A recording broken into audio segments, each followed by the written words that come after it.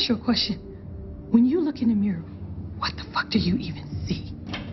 So, throughout Power, we saw Ghost looking in the mirror, and this is a question I want you guys to ask yourselves throughout this video. When Ghost looked in the mirror, what do you think he saw? Because it was no coincidence this mirror was placed in this position the way it was in the very first episode of Power. It was foreshadowing Ghost was going to be someone who had many versions. There was a murderer, a cheater, a liar, but also someone who wanted to change, live and provide a life for his family, which he couldn't have when he was growing up. And he even once said, "I can't change what I did, but I can change what I do." But unfortunately it was too late because there are no happy endings on Power.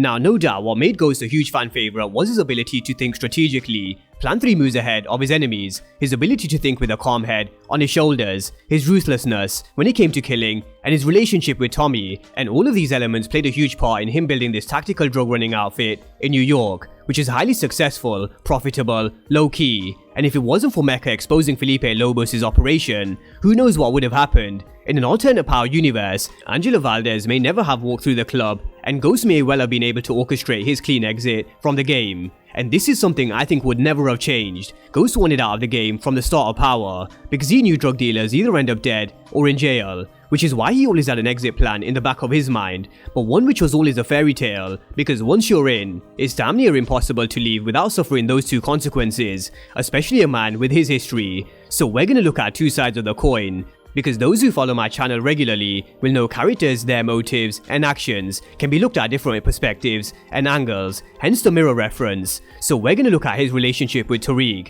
how Ghost was actually flawed in so many ways, and how he could actually be portrayed as the villain, even though he's a character we grew to love, but also how a character like Walter White was breaking bad. Ghost in essence was trying to break good, because he ultimately wanted to live his life as a legit businessman and bring his kids up opposite to the way he was. But are we really surprised that a man like Ghost was killed by his son? Because actions do have consequences, and his past actions were always going to catch up with him through a mixture of Kanan and Tariq St. Patrick, and actions which were ironically mirrored by Tariq, because just like Ghost said, he killed Breeze because he got in the way of his future. Ghost was now in the way of his son's future, so this mirror reference goes even deeper. This is me. Up to now, you still don't even see me for who I really am. I'm you, Dad. And this was Ghost in essence looking in the mirror. How Power started with not exactly how we planned, is how we finished with Ghost looking in the mirror and exactly how we planned, but instead seeing his son. And this is where we were seeing the story of Ghost through Tariq St. Patrick, and what we saw play out in some events in Power, but also what we're now seeing play out through Power Book 2 Ghost, because he truly is a reflection of Ghost, which is why he was the only one who could kill him. So where we had the story of how a young Ghost killed Breeze because he was in the way of his future, he also said he gave him one more chance, but he left Ghost with no choice. I tried to give you one last chance like you said you did with Breeze, but you're in the way. You're in the way of my future like you said he was in the way of yours.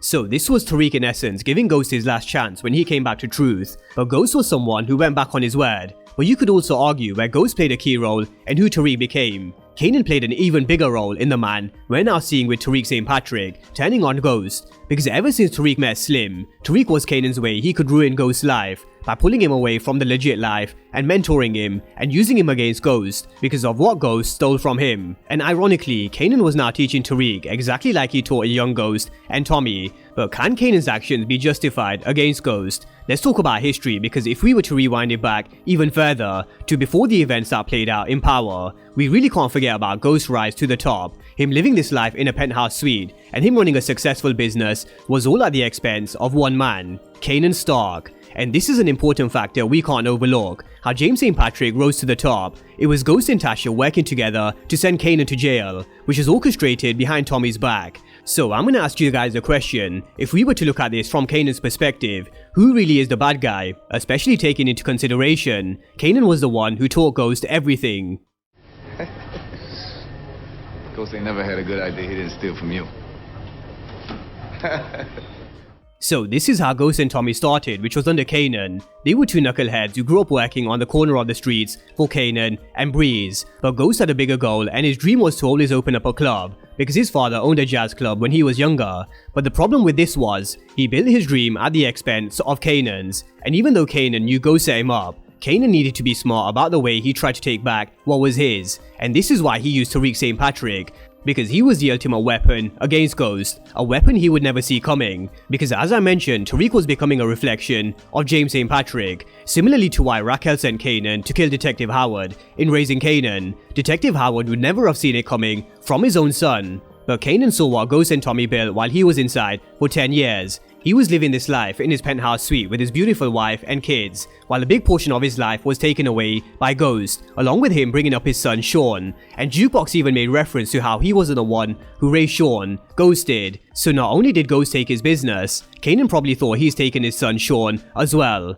But the reason why Ghost felt as if he needed to get rid of Kanan was because he had a different vision, and we all know Kanan was someone who lived and died by the street. But Ghost's game was to build a legit life, and to do this he needed to get rid of Kanan. But Ghost could never kill him, and this was one of his biggest kryptonites throughout Power, keeping people alive who should have been killed, because you never leave any loose ends around, for example Maria Suarez, and we're gonna come back to a comparison with Tariq again in just a moment. But Ghost could never kill Kanan because he was his brother, his mentor, and someone who taught him the game. And even though he was a man who put him behind these four walls, he still trusted his judgment and information over Tasha's when it came to Roller. But similarly to Kanan teaching Ghost, we saw him teaching Tariq the game. But like father like son, Tariq betrayed his best friend just like Ghost did all those years ago, and Tasha was at the center of the plan again, this time with her son instead of Ghost. And again we saw history repeat itself, with the police stopping Kanan from behind and Tariq carrying out Tasha's plan, something which she wanted to do years ago, which was have Kanan killed. And Tariq proved he was exactly like his father. He'd do anything to protect his family, which was thanks to a mixture of Ghost, Kanan, and Tasha as well.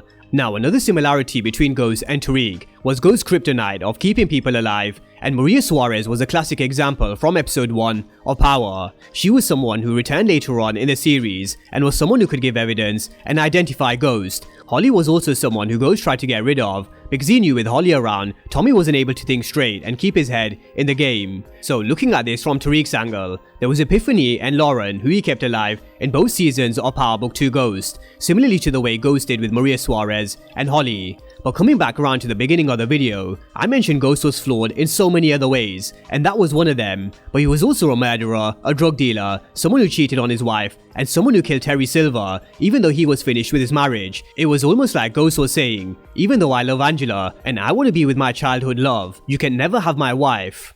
That the woman I love is gone. I know I'm asking a lot of you, okay? But just imagine how I feel for a moment. It's always about you, huh? What about how I feel?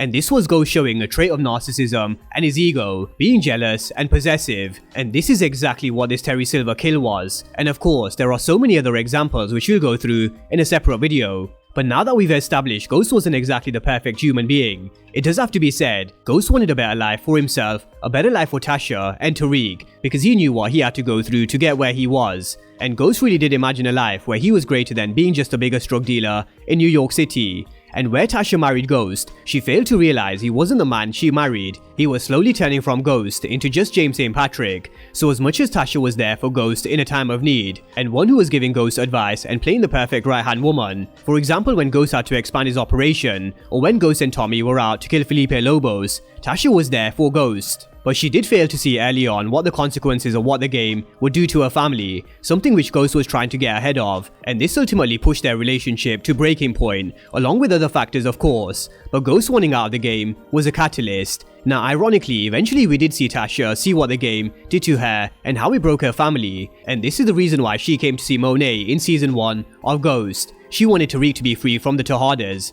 but for now Tariq is trapped in this game, a game which Ghost tried to keep him from, but now he's ultimately trying to find an exit strategy, something else which mirrors Ghost from Power. So with that being said, this is just part 1, and next we're going to be looking at Tariq in a bit more detail from the angle of Power Book 2 Ghost, and how he's now trying to find an exit strategy from the game, exactly like Ghost did. But with Ghost still making moves from his grave, Tariq is still learning more and more about his father while he's dead, more than he did when he was alive. So drop all your thoughts down below in the comment section, especially looking at Ghost from the perspective of being this villain, even though he was a character we loved. Do you think if we saw the perspective from Kanan, would you see Ghost the way you did? And let me know what you think about how in essence Ghost tried to break good, as well as his narcissistic ways. Drop all your thoughts down below in the comment section, and of course if you're new to the channel and you haven't done so already, then remember to smash the subscribe button if you want to see everything Power Book 2 Ghost and Power Universe related. But as always, thank you guys for watching, and I'll see you next time.